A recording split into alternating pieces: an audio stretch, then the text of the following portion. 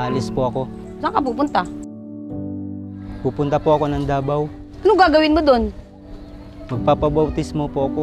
May schedule po bukas. Magpapabautismo ka? May exam ka? Sige, subukan mong pumunta. Ang laki na ng ginastos ko sa'yo. Ipagpapalit mo lang sarili yun?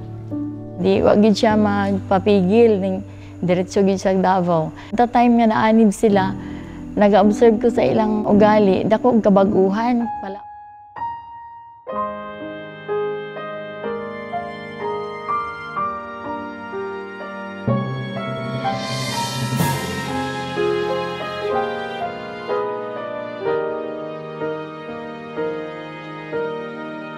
Dati kami nga kaanib sa Assemblies of God, and then ang akong ikaduha nga bata, siya ang nakapaminaw sa kay Brad Eli nga programa nga ang dating daan. Sa diha nga ano siya sa TV, nag-on siya sa TV. Ayun siya nga, Nay, magaling tong pastor na to. Totoo siyang pastor dahil nakabase siya sa Biblia. Pag nililingap mo yung mga kawa-awa, guys. sa sige na niya og pamati sa TV, time to nga ning decide siya nga magpabautismo. Ako ang nag-ausig sa iya ha. Saan ka pupunta? Ma, papabautismo na po ako sa MCGI. Hindi ako papayag na lilipat ka ng reliyong ang dating daan. Di pa gid siya naminaw, nagpadayon gid siya nga nagpabautismo. Adto nga time nga nabautismohan na siya, ako ang nag-ausig sa iya. Grabe na akong pag-usig. Ano nangyari sa'yo? Professional ka pa naman, tapos ganyan ang suot mo. Ang haba ng palda. Pirmi na ko siya nga ginakasabaan kay wa gihapon magtrabaho. Nagsige lang siya og paminaw sa kay Brad Eli. Din kung magdalo siya, dili na ko taga ang kwarta, ako ang kuan sa iya ga pigihati. Then after 3 months ato, nag-decide pud si Mark nga magpabautismo.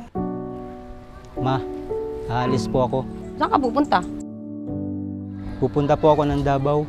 Anong gagawin mo doon? Magpapabautismo po ako. May schedule po bukas. Magpapabautismo ka? May exam ka? Sige, subukan mong pumunta. Ang laki na ng ginastos ko sa'yo. Ipagpapalit mo lang sarili yun?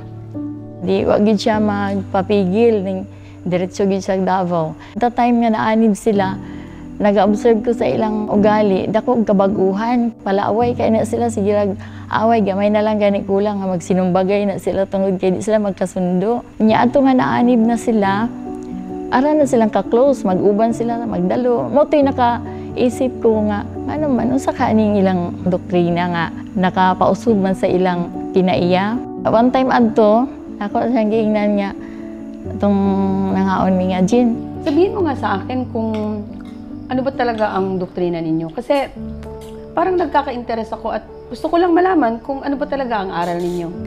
Ma, hindi ko basta-basta pwede i-explain sa'yo ang doktrina.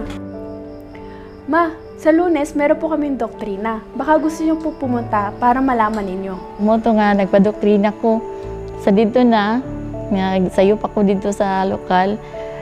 Pag sugod pa lang ni Brad Eli doktrina, murag na feel na ko ang kanang kalipay, tapos murag na ako'y excitement nga, nabati ba, hangtod nga natapos. Murag, di pa ko gusto nga muundang, gusto pa ko maminaw pa jud.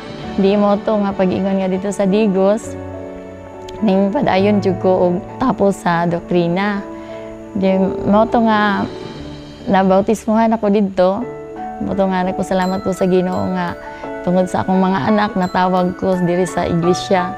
Then after atong nabautismohan ko, nag-suffer ko arang kalisod kaayo dito gyud. Mo to'y pinakalisod nako kay nag-review si Brad Mark sa nursing board exam niya, si Sis Janelle. Wa ko kabalo nga nag-aralan dai siya. Gusto nako nga i-grab niya tong opportunity nga trabaho sa Saudi nga gi-offer siyang uncle sa hospital, wala niya dayon og kuan. Hangtod nga pagkagabi di ko katulog, nag-reflect lang lahat tanan nga mga katong giingon ni Brad Eli nga mao na siguro ni ang giingon ni Brad Eli nga bautismo sa apoy.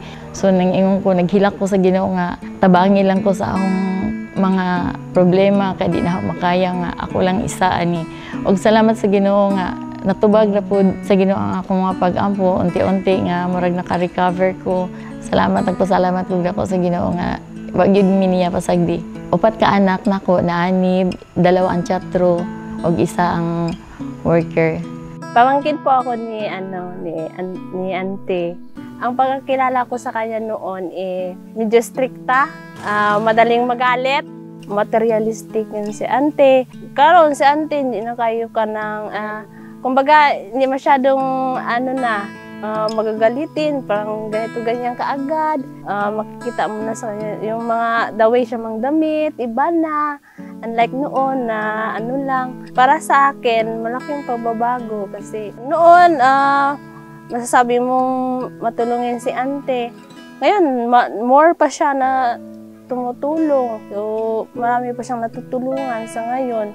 Nakilala ko si Auntie Jillian katong 4th year high school hangtod nga nag-graduate ko college. Nakilala ko si Auntie Jillian bilang isa ka silingan. May pagkabungangira minsan sa ana nga mga bata. May pagka-time po nga mag-stricta siya. Grabe gid siya magyaw-yaw, madunggan ako sa piyak sa among balay.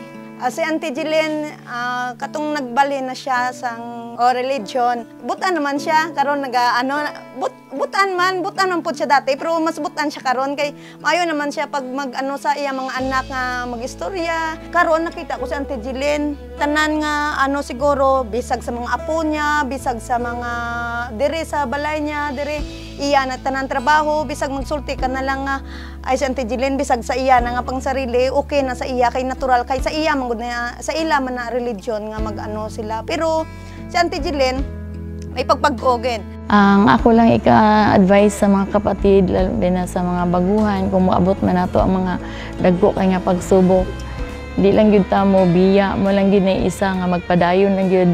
Ako si Sis Evangeline Candolada ug kini ang istorya sa akong pagtuo. Salamat sa Ginoo.